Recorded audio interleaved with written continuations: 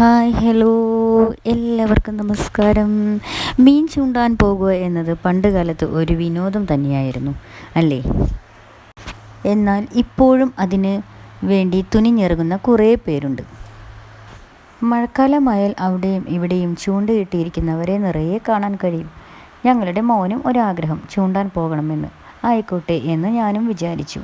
എല്ലാം ഒന്ന് അറിഞ്ഞിരിക്കണല്ലോ. വീടിൻ്റെ അകത്തളങ്ങളിൽ ഒതുങ്ങാതെ പുറത്തേക്കൊക്കെ ഇറങ്ങി ഇങ്ങനെയുള്ള കാര്യങ്ങളിൽ ഏർപ്പെടുന്നത് നല്ലതാണ്.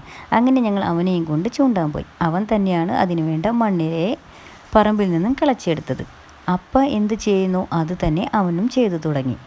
അവൻ തനിയെ മണ്ണിരയെ അതിൽ കോർത്ത് ചൂണ്ടയ്ക്കുള്ള കുളത്ത് ശരിയാക്കുകയാണ്.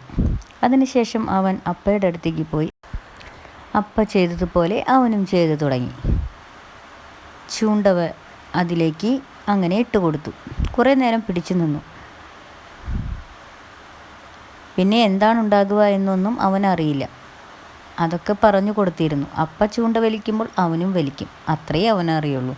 മീൻ കൊളുത്തുന്നുണ്ടോ എന്തോ എന്നും അവനറിയില്ല. ഏതായാലും ഒന്ന് പരിചയമാവട്ടെ എന്ന് ഞങ്ങളും വിചാരിച്ചു. അപ്പോഴാണ് മോൾക്കും കൗതുകം തോന്നിയത്. അവൾക്കും ഒന്ന് ചൂണ്ടയിൽ പിടിക്കണം. അങ്ങനെ അവളും ഓടി വന്നു. അപ്പയും മോളും കൂടി ഒരു ചൂണ്ടയിൽ പിടിച്ചു.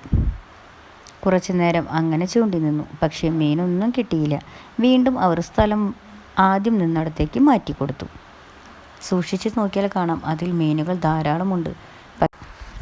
പക്ഷേ ഒന്നും കിട്ടുന്നില്ല. ഏതായാലും അവനെ ഒന്ന് പരിചയപ്പെടുത്തുക, അത്രയും ഞങ്ങൾ ഉദ്ദേശിച്ചുള്ളൂ.